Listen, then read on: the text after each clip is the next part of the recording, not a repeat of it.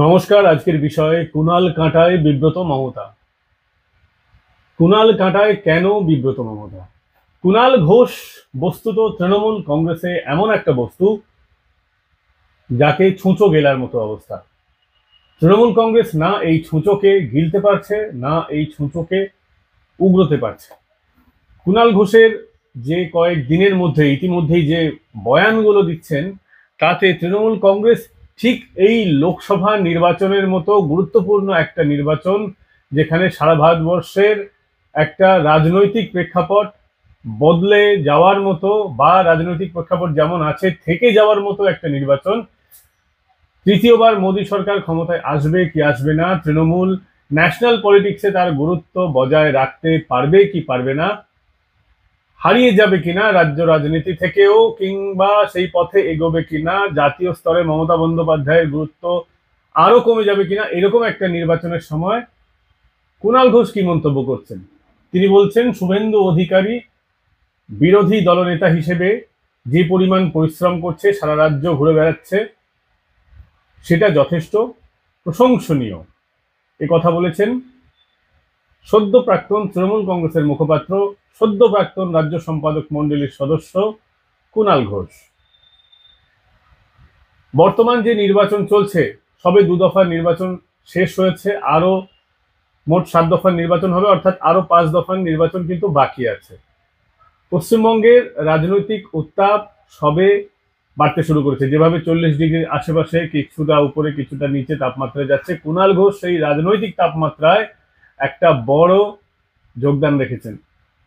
তিনি বলছেন, দলের বহু নেতা যারা রিক্রুটমেন্ট স্ক্যাম তার সঙ্গে যুক্ত, এসএসসি স্ক্যাম সহ আরো, অর্থাৎ এই যে নিয়োগ দুর্নীতি, একটা বৃহত্তর নিয়োগ দুর্নীতি, বিভিন্ন ক্ষেত্রে রাজ্য সরকারের যতগুলো চাকরি হয়েছে প্রায় সবকটাতেই নিয়োগ দুর্নীতি, সেই দুর্নীতিতে যারা অংশ ছিলেন, শরিক ছিলেন, সেই লোকগুলো আজও জেলের বাইরে।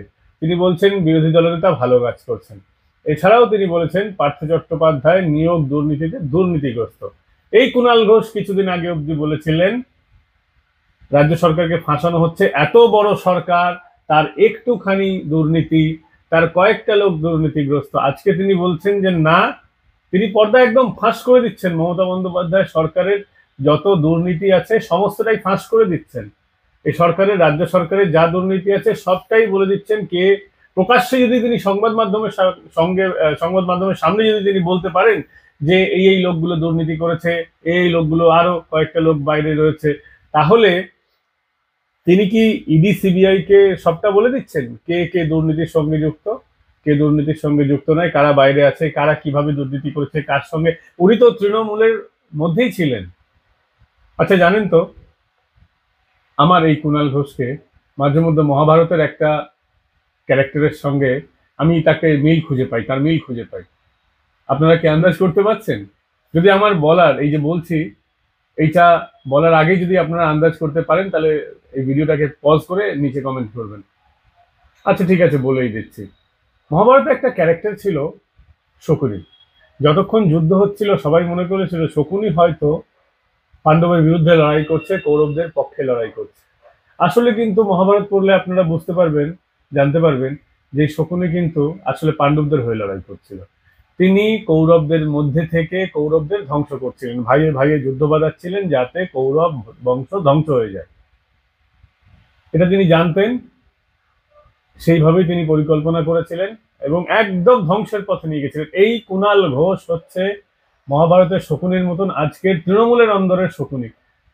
লোকে বিভীষণ টিভীষণ বলে, আমি কিন্তু শকুনি মনে করি, যিনি তৃণমূলের মধ্যে থেকে, বিভীষণ তো একেবারে রামের সঙ্গে চলে গিয়েছিল, একেবারে যুদ্ধে সরাসরি রামকে সহযোগিতা করা, রামের শিবিরে থাকা, সমস্তটাই করেছিলেন। যদি আমরা বলি ষড়যন্ত্রের আরেকজন নায়ক মির্জাফর, মির্জাফরের সঙ্গেও না ঠিক ক্যারেক্টারের মিল নেই। মির্জাফর কিন্তু সরাসরি বিদ্রোহ অনেকদিন আগে থেকেই ঘোষণা করেছিল। ইতিহাস যারা আপনারা পড়েছেন তারা জানেন যে একদম আলীবর্দী খায়ের শেষ সময় থেকেই মির্জাফর মোটামুটি ষড়যন্ত্র শুরু করে দিয়েছিল, এবং ওর বিরুদ্ধে ষড়যন্ত্র হচ্ছে সেটা তৎকালীন যে শাসক ছিল আলীবর্দী খায়ের পরে সিরাজউদ্দৌলা, সেও জানতো যার বিরুদ্ধে চক্রান্ত হয়েছিল। কিন্তু এই শকুনি কেউ জানতো না, একেবারে গোপনে নীরবে কাজ করে গেছে শকুনি মহাভারতে। আজকে দেখতে পাই যে এই কুণাল ঘোষটাও হচ্ছে শকুনির মতো। একেবারে তৃণমূলের মধ্যে থেকে তৃণমূলের হাঁড়ির খবর নিয়ে ইডি সিবিআই কে দিয়ে দেওয়া বা না দিয়ে দেওয়া, যেটাই হোক না কেন, আপনারা আন্দাজ করতে পারছেন। বা একেবারে বিরোধী দলকে মদত করা, তার যে বয়ান, টানা বয়ানে সে বিব্রত করছে। প্রত্যেকটা নির্বাচনের আগে দেখবেন কুণাল ঘোষ এরকম ভুলভাল বকে। সারা বছর কুণাল ঘোষ ভালো থাকবে, হয়তো আপাত দৃষ্টিতে মনে হয় যে ভালো থাকবে, কিন্তু কুণাল ঘোষ নিজের কাজ কিন্তু চালিয়ে যায়। কিভাবে চালিয়ে যায় জানেন? বিরোধী দলকে যে ভাষায় কুণাল ঘোষ আক্রমণ করে, সেই ভাষা ব্যক্তিগত পর্যায়ে, রাজনৈতিক পর্যায়ে নয়, এবং এতে কিন্তু তৃণমূল কংগ্রেসের ইমেজটা খুবই খারাপ হয়। তৃণমূল কংগ্রেসের ইমেজ একেবারে ড্যামেজ হয়ে যায় কুণাল ঘোষের মন্তব্যগুলিতে।